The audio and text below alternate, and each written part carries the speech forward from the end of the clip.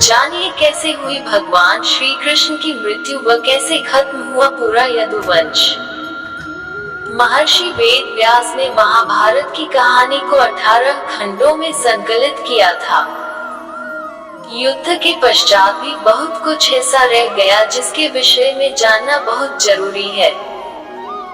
जानिए कैसे हुई भगवान श्री कृष्ण की मृत्यु व कैसे खत्म हुआ पूरा यदुवंश। 18 दिन चले महाभारत के युद्ध में रक्तपात के सिवाय कुछ हासिल नहीं हुआ। इस युद्ध में कौरवों के समस्त कुल का नाश हुआ, साथ ही पांचों पांडवों को छोड़कर पांडव कुल के अधिकांश लोग मारे गए। लेकिन इस युद्ध के कारण युद्ध के पश्चात एक और वंश का खात्मा हो गया, वो था श्री कृष्ण जी का यदुवंश। महाभारत कौरवों और पांडवों के बीच हुए युद्ध का वो रूप है जिसने कुरुक्षेत्र की मिट्टी तक लाल कर दी थी। कहा जाता है इस भयंकर युद्ध में इतने लोगों ने अपनी जान गंवाई थी कि आज भी उनके लहू से कुरुक्षेत्र, जहां महाभारत का युद्ध लड़ा गया था, की मिट्टी का रंग लाल ही है। महर्षि वेद व्यास ने महाभारत की कहानी को 18 खंडों में संकलित किया था। कुरुक्षेत्र का युद्ध इस ग्रंथ का सबसे बड़ा भाग है, लेकिन युद्ध के पश्चात भी बहुत कुछ ऐसा रह गया जिसके विषय में जानना बहुत जरूरी है, जिनमें भगवान श्री कृष्ण की मृत्यु और द्वारका के नदी में समा जाने की घटना अत्यंत महत्वपूर्ण है। मौसल पर्व 18 पर्वों में से एक है जो 8 अध्यायों का संकलन है। इस पर्व में भगवान कृष्ण के मानव रूप को छोड़ना और उनकी मृत्यु के पश्चात उनकी नगरी द्वारका के साथ घटी घटना का वर्णन है। आइए जानते हैं क्या छिपा है मौसल पर्व की कहानी के भीतर। ये घटना कुरुक्षेत्र के युद्ध के 35 साल बाद की है। कृष्ण की द्वारका नगरी बहुत शांत और खुशहाल थी, जहां युवाओं के भीतर चंचलता बड़ी ही सामान्य थी और वे सभी भोग विलास में लिप्त रहते थे। एक बार कृष्ण के पुत्र साम को एक शरारत सूझी। स्त्री का वेश लेकर वह अपने दोस्तों के साथ ऋषि विश्वामित्र, दुर्वासा, वशिष्ठ और नारद से मिलने गया। वे सभी भगवान श्री कृष्ण के साथ एक औपचारिक बैठक में शामिल होने के लिए द्वारका आए थे।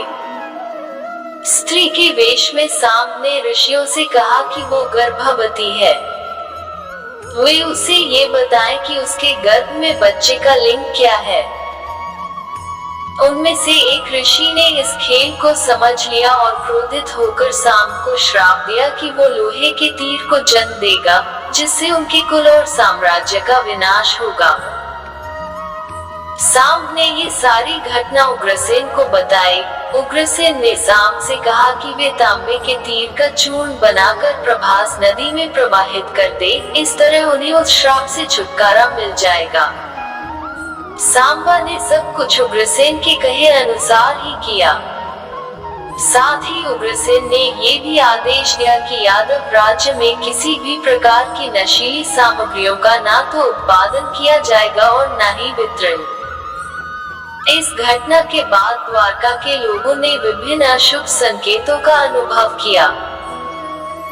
सुदर्शन चक्र, कृष्ण के शंख, उनके रथ और बलराम के हल का अदृश्य हो जाना, अपराधों और पापों में बढ़ोतरी होना, लाज शर्म जैसी चीजों का समाप्त हो जाना। चारों ओर अपराध, अमानवीयता और पाप का साया था। बुजुर्गों और गुरुओं का असम्मान, निंदा, द्वेष जैसी भावनाओं में उल्लेखनीय बढ़त आदि सब द्वारका के लोगों का जीवन बन गया था। ये सब देखकर भगवान कृष्ण परेशान हो गए और उन्होंने अपनी प्रजा से प्रभास नदी के तट पर जाकर तीर्थ यात्रा कर अपने पापों से मुक्ति पाने को कहा। सभी ने ऐसा ही किया, परंतु जब सभी यादव प्रभास नदी के किनारे पहुंचे तो वहां जाकर सभी मदिरा के नशे में चूर होकर भोग विलास में लिप्त हो गए।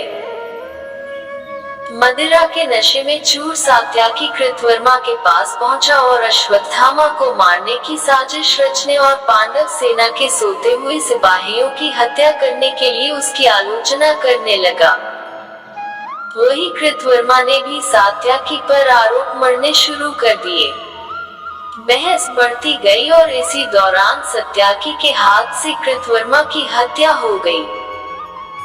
कृतवर्मा की हत्या करने के अपराध में अन्य यादवों ने मिलकर सात्यकी को मौत के घाट उतार दिया। जब कृष्ण को इस बात का पता चला तो वे वहां पर प्रकट हुए और एक घास को हाथ में उठा लिया। ये घास एक क्षण में परिवर्तित हो गई, जिससे श्री कृष्ण ने दोषियों को सजा दी। मदिरा के नशे में चूर सभी ने घास को अपने हाथ में उठा लिया और सभी के हाथ में मौजूद वो घास लोहे की छड़ बन गई, जिससे सभी लोग आपस में ही भिड़ गए और एक दूसरे को मारने लगे। वब्रू, दारुक और भगवान कृष्ण के अलावा अन्य सभी लोग मारे गए। यदुवंश के नाश के बाद कृष्ण के ज्येष्ठ भाई बलराम समुद्र तट पर बैठ गए और एकाग्रचित होकर परमात्मा में लीन हो गए। इस प्रकार शेषनाग के अवतार बलराम जी ने देह त्यागी और स्वधाम लौट गए। लोहे की छड़ का चूर्ण एक मछली से निगल लिया और वह उसके पेट में जाकर धातु का एक टुकड़ा बन गया।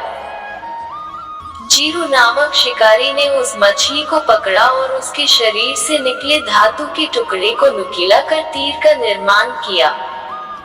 कृष्ण वन में बैठे ध्यान में लीन थे। जीरू को लगा वह कोई हिरण है। उसने कृष्ण पर तीर चला दिया, जिससे श्री कृष्ण की मृत्यु हुई। कुछ समय बाद अर्जुन मदद लेकर द्वारका पहुंचे और कृष्ण की मृत्यु की खबर पाकर अत्यंत दुखी हो गए। कृष्ण के जाने के बाद द्वारका में उनकी 16,000 रानियां, कुछ महिलाएं, वृद्ध और बालक की शेष रह गए। वे सभी इंद्रप्रस्थ के लिए रवाना होने लगे।